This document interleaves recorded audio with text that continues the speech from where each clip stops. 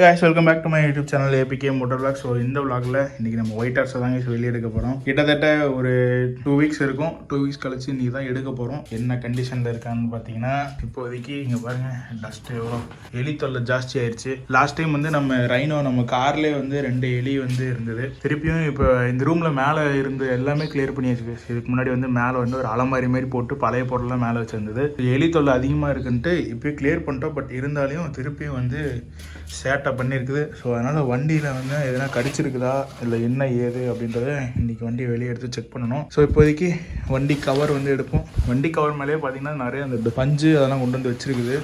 எடுக்கலாம். வண்டி வாங்குறது மேட்ரு இல்லை, வண்டியை மெயின்டைன் பண்ணுறது மேட்ருன்னு வாங்கல. அதே மாதிரி தாங்க இப்போயும் நமக்கு நடக்குது. நம்ம ஒயிட் ஹார்ஸை மெயின்டைன் பண்ணுறதுக்குள்ள வெளியாகுது. அவ்வளோதான், நம்ம ஒயிட் ஹார்ஸ் வந்து எடுத்தாச்சு. இப்போ வந்து வெளியே கொண்டு போகணும். இதுதான் எங்கள் வீட்டில் வந்து சேஃபான ஏரியா இப்போதைக்கு. பட் இங்கேயும் வந்து எலி தொல்லை ஆரம்பிச்சிருச்சு. ரொம்ப ஒரு குறுகிய இடத்துல தான் நான் ஒயிட் ஹார்ஸ் வந்து உள்ளே பார்க் பண்ணியிருக்கேன். ஸோ இப்போ வந்து எங்கேயோ ஒயர் வந்து கட் ஆகிருக்கா என்ன ஏதுன்னு பார்க்கணும். லாஸ்ட் டைம் நம்ம கார்லேயே வந்து 2 எலி இருந்தது. அதுமில்ல இப்போ அந்த ரூமில் தான் மாற்றி வச்சுருந்தேன். ஸோ இங்கே வந்து நிறையா இப்போ திங்ஸ் எல்லாம் இருக்குது, அதனால தான் வருதுன்ட்டு இந்த ரூம் க்ளீன் பண்ணி இந்த ரூமில் பார்க் பண்ணியிருந்தோம். பட் இப்போயும் வந்து நிறையா டஸ்டெல்லாம் இருந்ததுனால சரி ஒரு சின்ன டவுட்டு எதனா கடிச்சிருக்கா என்ன ஏதுன்ட்டு. அதனால் இன்றைக்கி வண்டியை வெளியே எடுத்து செக் பண்ணி பார்த்துடலாம் அப்படின்ட்டு தான் இன்றைக்கி வெளியே எடுத்துருக்கோம். இதுவரையும் எந்த ஒயர் கனெக்ஷன் கட்டிங்குன்னு தெரியல. கீ போட்டு பார்த்தா தெரிஞ்சிடும்னு நினைக்கிறேங்க. ஆஃப்டர் லாங் டைம் கைஸ் நம்ம ஒயிட் ஹார்ஸ் வந்து ஸ்டார்ட் பண்ண போகிறோம். இந்த கீ வந்து எடுத்தே ரொம்ப நாள் ஆச்சு, இந்த ஃப்ளிப் கீ. ஸோ பேட்ரி இருக்கான்னு தெரியல. ஓகே, ஆன் ஆகுது. பெட்ரோல் வந்து கரெக்டாக 2 பாயிண்ட் இருக்குது கைஸ். ஓகேங்களா, செல்ஃபு போடுவோம். செல்ஃப் ஓடுது, எந்த பிரச்சனையும் இல்லை. ஸோ ஓகே, அப்படியே ஸ்டார்ட் பண்ணிடலாமா கைஸ்? ஓகே, ஒரே கிளிக்கில் ஸ்டார்ட் ஆயிடுச்சு. ஸோ ஒயரிங் வந்து எந்த பிரச்சனையும் இல்லை, சர்க்யூட் எல்லாமே கரெக்டாக தான் இருக்குது போல். ஒரே கிளிக்கில் ஸ்டார்ட் ஆயிடுச்சு. அதுவும் இல்லாத லைட்டு கீட்டு எல்லாமே எரியுது. ஸோ எலி இப்போதைக்கு எதுவும் கடிக்கலை. ஆனால் எல்லா திங்ஸும் எடுத்துகிட்டு வந்து வச்சுருக்கு. இங்கே பாருங்கள், உங்களுக்கு காட்டுறேன். இங்கே பாருங்கள்,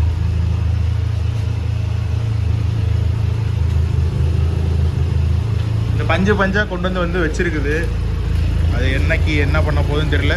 அதுக்குள்ளே நம்ம திருப்பி வந்து ஒயிட் ஹார்ஸுக்கு உயிர் கொடுத்தாச்சு. ரொம்ப நாள் கழித்து திருப்பி ஸ்டார்ட் ஆகிறேன். நம்ம மேக்ஸிமம் நம்ம சேனலில் பார்த்தீங்கன்னா ஒரு 4 வீடியோ 5 வீடியோ ரொம்ப நாள் கழித்து ஸ்டார்ட் பண்ணுற மாதிரி போட்டிருப்பேன். ஏன்னு பார்த்தீங்கன்னா இப்போதைக்கு மழை சீசனு, வண்டி வெளியே எங்கேயுமே எடுக்க முடியல. எடுத்தால் ஃபுல்லாக சேரு சகதியாகி நாறிடுறான். ஸோ அதுவும் இல்லாத டயர் கண்டிஷன் வந்து ஓரளவுக்கு கண்டிஷன் ஆகிக்கிச்சு கைஸ். அதனால தான் நானும் வெளியே எது எடுக்கிறதில்ல. ஏன்னா ஸ்லிப் ஆகுது டயரு. பட்டன் பார்க்குறதுக்கு நல்லா தெரிஞ்சாலையும் இங்கே பாருங்கள், கூடு பாருங்க.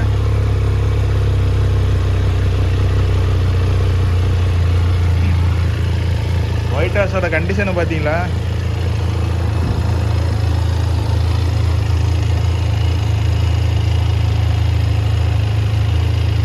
ஸோ இன்ஜின் சைலன்சரில் பார்த்தீங்கன்னா சைலன்சரில் தண்ணி இருக்குது அப்படின்னா இன்ஜினில் குட் கண்டிஷனில் தான் இருக்குது. எந்த கோளாறும் இல்லை ஒயிட் ஹார்ஸ்க்கு. ஸோ நான் அப்படியே லைட்டெல்லாம் தொடச்சி க்ளீன் பண்ணிட்டு வெளியே திருப்பி நிப்பாட்டுறேன்.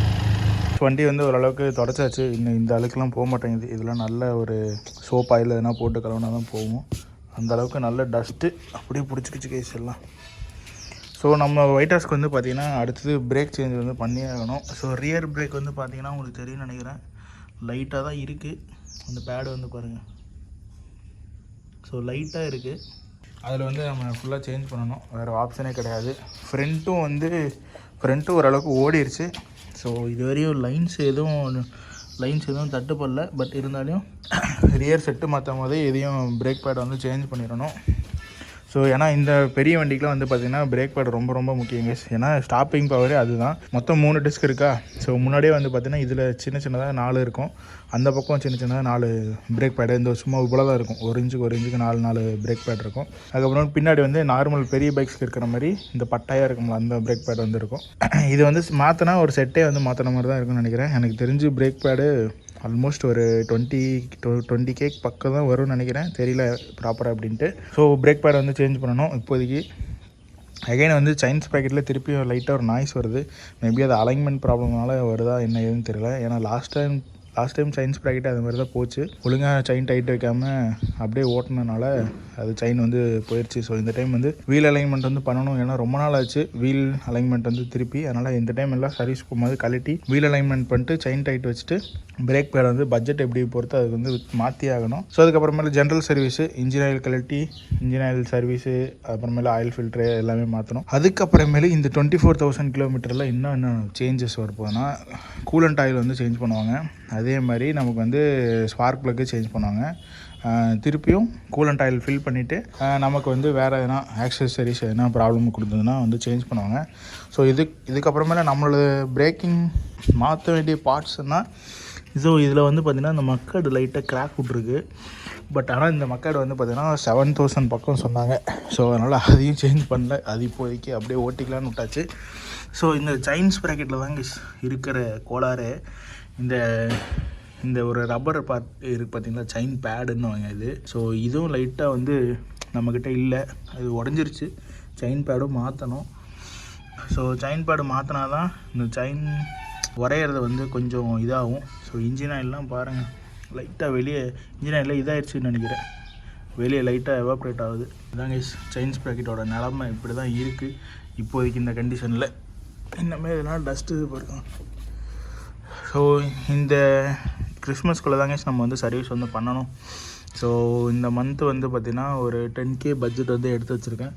மொத்தமாக வந்து ஒரு 30K கிட்டத்தட்ட அமௌண்ட் வந்து நான் இப்போதைக்கு எடுத்து வச்சுருக்கேன் கேஸ். நம்ம வெயிட்டர்ஸ்க்கு 30Kக்குள்ளே இந்த சர்வீஸ் பில் வந்து முடிஞ்சிருமான்றது தெரியல. ஏன்னா சேஞ்ச் பண்ணுற திங்ஸ் வந்து அவ்வளோ இருக்குது. அதேமாரி கிராஷ் கார்டு என்னாச்சு அப்படின்னு கேட்டிங்கன்னா கிராஷ் கார்டு இன்னுமே ஒர்க்கு பெண்டிங்கில் தான் இருக்குது. ஸோ அவருக்கும் ஒர்க்கு பிஸி அப்படின்றதுனால அப்படியே பாதி செஞ்சு பாதியோடு நிப்பாட்டியிருக்காராமா. ஸோ பார்க்கலாங்க இந்த கிறிஸ்மஸ்க்குள்ளே எல்லா ஒர்க்கும் முடிஞ்சிடும். ஸோ கிராஷ் கார்டுக்கு ஒரு 6K வரும், பிரேக் பேடுக்கு ஒரு ஆல்மோஸ்ட் 20, இப்படி பார்த்தாலும் 26-30 ஆச்சு. ஸோ நான் ஒரு 35 பக்கம் அமௌண்ட் ரெடி பண்ணியிருக்கேன். பார்ப்போம் இதெல்லாம் சர்வீஸில் கவர் ஆகுது என்ன ஏதுன்ட்டு. அதுக்கப்புறம் வேறு என்ன ஆக்சரிஸ்ன்னு பார்த்தீங்கன்னா நமக்கு வந்து ஃபாக் லேம்ப் தான் சொல்லிடணும். ஸோ ஃபாக் லேம்ப் வந்து ஹஜ்ஜியில் 70 வாட்ஸ் அந்த பெரிய ஃபாக் லேம்ப் தான் வந்து நம்ம சொல்லியிருக்கு. ஸோ அது வந்து பார்த்திங்கன்னா கொஞ்சம் ப்ரைஸ் கம்மியாகிற டைமில் வந்து பர்ச்சேஸ் பண்ணியிருக்கலான்ட்டு ஷாப்பில் வந்து சொல்லியிருக்கேன். ஸோ அவங்க வந்து எப்போ டிஸ்கவுண்ட் நியூ இயர்க்கு எதனா ஆஃபர் வரும்னு இருக்காங்க. ஸோ அந்த டைமில் வந்து பர்ச்சேஸ் பண்ணிக்கலாம் அப்படின்ட்டு ஒரு ஐடியாவில் இருக்குது. அவ்வளோதான் இப்போதைக்கு ஒயிட் ஹார்ஸ்க்கு வேறு எந்த அப்கிரேடேஷன் கிடையாது. ஸோ ரைடு எல்லாமே பார்த்திங்கன்னா நம்ம வந்து நியூ இயர்லேருந்து தான் ஸ்டார்ட் பண்ணுற மாதிரி. ஸோ நியூ இயர்க்கு ஒரு சின்ன ரைடு வந்து பிளான் பண்ணியிருக்கேன். அதுக்குள்ளே நம்ம ஒயிட் ஹார்ஸ் வந்து ரெடி பண்ணணும். ஸோ இந்த 4 சின்ன ஒர்க்கே ரெடி பண்ணிட்டேன்னா நியூ இயர்க்கு வந்து ஒரு சின்ன ரைடு வந்து பிளான் பண்ணியிருக்கேன். பார்ப்போம் அது எப்படி என்ன ஏதுன்ட்டு நான் அப்கிரேட் பண்ணுறேன். இடையில இன்பிட்வீனில் ஒரு சின்ன குயிக் அப்டேட் தாங்க நம்ம ஒயிட் ஹார்ஸை பொறுத்து. ஸோ திருப்பி வந்து நான் இந்த ரூமெல்லாம் ஃபுல் அண்ட் ஃபுல் க்ளீன் பண்ணிவிட்டு ஒயிட் ஹார்ஸை லைட்டாக க்ளீன் பண்ணிட்டு திருப்பி இந்த ரூம்குள்ளே விட்டு வச்சுருவேன். ஸோ இப்போதைக்கு இன்ஜின் ஆயில் சர்வீஸ் பண்ணிட்டு தான் நம்ம வந்து வண்டியை வெளியே எடுக்கிற மாதிரி. அது வரையும் இப்படி வெளியே எடுத்து வார்ம் அப் பண்ணிட்டு திருப்பி உள்ளே நிப்பாட்டி ரெண்டு தான். ஸோ அப்போ தான் பேட்டரி வந்து நிற்கும். அப்படி இல்லைன்னா இந்த மாதிரி பெரிய வண்டிக்கெலாம் பேட்டரி சீக்கிரம் போயிடும். ஓகே திருப்பி ஒயிட் ஹார்ஸோட வேறு அப்டேட்டில் நான் உங்களை சந்திக்கிறேன். So until then bye from APK Motorworks tata bye take care. இது ஒரு சும்மா ஒரு குயிக் ஒரு அப்டேட்டு. ஸோ ஒயிட் ஹார்ஸோட நிலைமை என்ன இருக்குது அப்படின்ட்டு. ஸோ கூடிய சீக்கிரம் இந்த கம்மிங் 25th முடிஞ்சதுக்கப்புறம் நான் வந்து ஒயிட் ஹார்ஸ் சர்வீஸ் பண்ணிட்டு உங்களுக்கு வந்து டீட்டெயிலான வீடியோ வந்து போடுறேன். ஸோ 24,000 கிலோமீட்டரில் சர்வீஸ் காஸ்ட் என்ன வருது, ஸோ எந்த மாதிரி மெயின்டைன் பண்ணிகிட்டு இருக்கேன் அப்படின்ற மாதிரி நான் சொல்கிறேன். ஸோ அதேமாதிரி மைலேஜ் டெஸ்ட் வந்து பண்ணணும். ரொம்ப நாள் ஆச்சு மைலேஜ் டெஸ்ட் பண்ணி. ஸோ இந்த டைம் சர்வீஸ் பண்ணிவிட்டு நம்ம வந்து டேங்க் வந்து லைட்டாக அந்த ரிசர்வ் வர கண்டிஷன் வச்சுட்டு ஒரு மைலேஜ் டெஸ்ட் எடுத்து போட்டுடலாம். தனியாக ஒரு வீடியோ நிறைய பேர் கேட்டுட்டு இருக்கீங்க மைலேஜ் என்ன ப்ரோ வருது அப்படின்ட்டு. ஸோ அதையும் ஒரு தனி வீடியோ போடலாம். சர்வீஸ் முடிஞ்சதுக்கு அப்புறமேலே ஒரு ட்ரிப் வீடியோ வந்து நான் மேக் பண்ணி போடுறேன். ஸோ இப்போதைக்கு ஃபுல் அண்ட் ஃபுல் வந்து பார்த்தீங்கன்னா க்ளவுடியாக மழை பெஞ்சிக்கிட்டே இருக்குது. மேக்ஸிமம் எங்கேயும் வெளியே ட்ரிப்லாம் போகாதீங்க, கொஞ்சம் எல்லாம் கிளியர் ஆகட்டும், அதுக்கப்புறம் ட்ரிப்ஸ் வந்து போய்க்கலாம். ஏன்னா இப்போ இந்த கிளைமேட்டே வந்து பாருங்கள் செம்ம கிளைமேட்டாக இருக்குது. ஒரு மூணாறு வயநாட்டில் இருக்கிற மாதிரி தான் கிளைமேட் இருக்குது. நான் ரீசெண்டாக ஒரு ஷார்ட்ஸ் ஒன்று எடுத்தேன், நான் இன்றைக்கி அப்லோட் பண்ணுறேன், அது செக் பண்ணி பாருங்கள். அந்தளவுக்கு கிளைமேட் சூப்பராக இருக்குது எங்கள் ஊர்லேயே. ஸோ எனவே கேஸ் இதுதான் இப்போதைக்கு சின்ன அப்டேட்டு. திருப்பி வேறு நாள் வேறு வீடியோவில் பார்க்கலாம். ஸோ அந்த APK Motorworks tata bye take care மக்களே. பை.